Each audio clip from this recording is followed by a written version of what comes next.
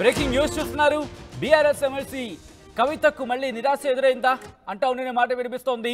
June 3 వరకు కవిత remand పొడిగించింది court. CBI కేసులో కవిత remand పొడిగించడం జరిగింది. కవితను వర్చువల్ గా కోర్టులో హాజరుపరిచారు అధికారులు. 24న ఢిల్లీ హైకోర్టులో సిబిఐ ఈడీ బెయిల్ పిటిషన్ల విచారణ జరగబోతోంది. ఢిల్లీ లిక్కర్ పాలసీ కేసులో మార్చి 15న కవిత అరెస్ట్ అవడం జరిగింది. ఈ కేసుకు సంబంధించి బ్రేకింగ్ న్యూస్ చూస్తున్నారు. ఢిల్లీ లిక్కర్ పాలసీ కేసులో మార్చి 15న కవిత అరెస్ట్ అవడం జరిగింది. బీఆర్ఎస్ ఎమ్మెల్సీ కవితకు మళ్ళీ నిరాశ ఎదురైంది అంటే అవుననే మాట వినిపిస్తోంది. జూన్ 3 వరకు కవిత రిమాండ్ పొడిగించడం జరిగింది. దానికి సంబంధించి బ్రేకింగ్ న్యూస్ చూస్తున్నారు. సిబిఐ కేసులో కవిత రిమాండ్ పొడిగించారు అధికారులు.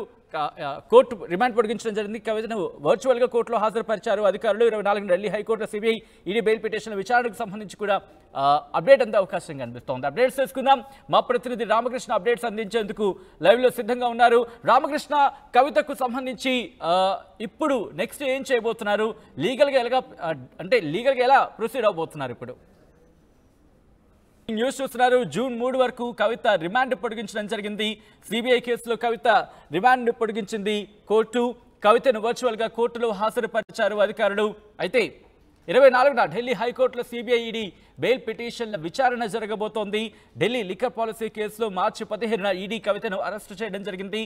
ఆ తర్వాత ఇదే అంశానికి సంబంధించి సిబిఐ కూడా అరెస్టు చేసిన నేపథ్యాన్ని మనం చూసాం. అయితే ఈ విచారణ కంటిన్యూ అవుతోంది. ఇప్పుడు సిబిఐ కేసులో కవిత రిమాండ్ పొడిగింపు అవడం జరిగింది. కవితను వర్చువల్ గా కోర్టులో హాజరుపరిచారు అధికారులు. 24న ఢిల్లీ హైకోర్టులో సిబిఐ ఈడీ బెయిల్ పిటిషన్ల విచారణ జరగబోతుంది.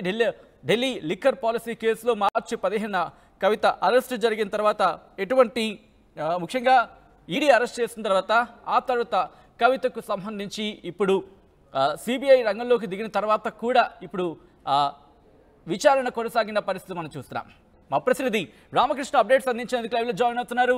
రామకృష్ణ, కవిత లిక్కర్ పాలసీకి సంబంధించి ఇప్పుడు సిబిఐ కేసులో కవిత రిమాండ్ పొడిగించినట్టుగా తెలుస్తోంది. డీటెయిల్స్ ఏంటి ఫస్ట్లీ, ఆ తర్వాత ఎలా దీన్ని లీగల్గా ఎలా ప్రొసీడ్ అవ్వాలనుకుంటున్నారు కవిత? అయితే కవిత జ్యుడిషియల్ రిమాండ్ ఈ రోజు ముగిసింది. ఈ ముగిసిన నేపథ్యంలో ఆమె జ్యుడిషియల్ రిమాండ్ ని సిబిఐ ప్రత్యేక న్యాయస్థానం జూన్ 3వ తేదీ వరకు పొడిగించడం జరిగింది. ఇందుకు ప్రధానమైన కారణం ఈ నెల 20వ తేదీన 24వ తేదీన కవితకి సంబంధించిన బెయిల్ పిటిషన్లు, ఒకటి సిబిఐ బెయిల్ పిటిషన్లు, 2 బెయిల్ పిటిషన్లు కూడా ఢిల్లీ హైకోర్టులో విచారణకు ఉంది. జస్టిస్ స్వర్ణకాంత్ శర్మ నేతృత్వంలోని బెంచ్ ఈ కవితకి సంబంధించిన 2 పిటిషన్లు కూడా విచారణ చేయబోతున్నారు. మరి ఈ నేపథ్యంలోనే ఆమె జ్యుడిషియల్ రిమాండ్ జూన్ 3 వరకు కూడా పొడిగిస్తూ నిర్ణయం తీసుకున్న దాదాపు 14 రోజుల పాటు జ్యుడిషియల్ రిమాండ్ పెంచారు. అంటే ఇంకా ఒకవేళ కానీ అక్కడ ఢిల్లీ హైకోర్టులో కానీ 2 కేసుల్లో కూడా బెయిల్ కానీ రాకపోతే మాత్రం ఆమె సుప్రీంకోర్టుని అప్రోచ్ అవ్వాల్సి ఉంటుంది. అందుకని ఈ రోజు కవితను కూడా తీసుకున్నట్టుగైతే సిబిఐ ప్రత్యేక న్యాయస్థానానికి తీసుకురాలేదు. తిహార్ జైల్లోనే ఉంచి వర్చువల్ గా హాజరుపరిచారు. ఎలాంటి విచారణ కూడా జరగలేదు సిబిఐ ప్రత్యేక న్యాయస్థానంలో. కవిత కేసుకు సంబంధించి జస్ట్ ఫర్ రిమాండ్ విధించారు. జూన్ 3 వరకు రిమాండ్ విధిస్తూ సిబిఐ ప్రత్యేక న్యాయస్థానం జడ్జి కావేరి గవితాన్ని తీసుకున్నారు. అయితే ఈ ఢిల్లీ హైకోర్టులో ఉన్నటువంటి 2 పిటిషన్లు కూడా 2 బెయిల్ పిటిషన్లు కూడా ఆమెకు రిలీఫ్ దొరికితే మాత్రం బయటకు వచ్చే అవకాశం ఉంది. రిలీఫ్ దొరకకపోతే మాత్రం ఇంకా సుప్రీంకోర్టుని అప్రోచ్ చేసి సుప్రీంకోర్టు నుంచి బెయిల్ తీసుకునే అవకాశం అయితే కనిపిస్తుంది. ఎందుకంటే ఈ లిక్కర్ స్కామ్ కి సంబంధించి ఎవరికి కూడా ట్రయల్ కోర్టు కానీ హైకోర్టు కానీ బెయిల్ ఎక్కడా ఇవ్వలేదు.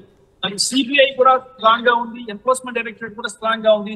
ఇద్దరు కూడా చూసినట్లయితే కవిత పాత్ర ఉంది కాబట్టి ఆమెకు బెయిల్ ఇవ్వద్దు, ఆమె సాక్షులు ప్రభావితం చేసే అవకాశం ఉందని చెప్పేసి స్ట్రాంగ్ గా వాదనలు వినిపించడంతో పాటు భార్య కోర్టుకి సమర్పించారు. మరి కోర్టు కూడా దీన్ని పరిశీలించిన తర్వాత దీనిపై డెసిషన్ తీసుకునే అవకాశం అయితే కనిపిస్తుంది. ట్రయల్ కోర్టులో బెయిల్ రాలేదు, మళ్ళీ హైకోర్టులో కూడా బెయిల్ వచ్చే అవకాశం కూడా కష్టమే అనిపిస్తుంది. ఇంకా ఆమె సుప్రీంకోర్టుని అప్రోచ్ చేసి సుప్రీంకోర్టు నుంచి బెయిల్ తీసుకోవాల్సిన పరిస్థితి అయితే ఏర్పడుతుంది. ఇటు అరవింద్ కేజ్రీవాల్ కానీ ఇదే స్కామ్ లో ఢిల్లీ ముఖ్యమంత్రి అరవింద్ కేజ్రీవాల్, అలాగే ఆప్ ఎంపీ సంజయ్ సింగ్ కానీ అందరికి కూడా సుప్రీంకోర్టు బెయిల్ ఇచ్చింది. మరి కవితకి కూడా షరతుతో కూడిన బెయిల్ చేసే అవకాశం అయితే ఉంది. జూన్ 3 వరకు ఒకవేళ కానీ జూన్ 3వ తేదీ వరకు ఆమె డిమాండ్ ఉంది కాబట్టి 24న కానీ బెయిల్ రాకపోతే మాత్రం మళ్ళీ న్యాయవాదులు సుప్రీంకోర్టు బెయిల్ తెచ్చుకోవాల్సిన పరిస్థితి ఉంది. మరి ప్రస్తుతానికైతే మాత్రం హైకోర్టులో వీళ్ళు ఒక కారణం చూపించారు. కవిత హెల్త్ రీజన్స్ చూపించి బెయిల్ అడిగారు. హెల్త్ రీజన్స్ లో కూడా బెయిల్ వచ్చే అవకాశం హైకోర్టులో. మరి సిబిఐ స్ట్రాంగ్ గా ఉంది, ఈడీ స్ట్రాంగ్ గా ఉంది. కానీ సిబిఐ కానీ ఈడీ కానీ తప్ప ఎలాంటి అభ్యంతరం లేదు బెయిల్ ఇవ్వడానికి అని చెప్తే మాత్రం ఇక బెయిల్ వచ్చే అవకాశం, అది కూడా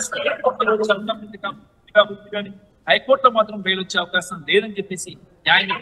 right Ramakrishna, thanks for update. So మొత్తంగా అయితే మాత్రం బీఆర్ఎస్ ఎమ్మెల్సీ కల్వకుంట్ల కవితకు మళ్ళీ నిరాశ ఎదురైందా అంటూ ఉన్న మాట వినిపిస్తోంది. జూన్ 3 వరకు కవిత రిమాండ్ పొడిగించడం జరిగింది కోర్టు. సిబిఐ కేసులో కవిత రిమాండ్ పొడిగించింది.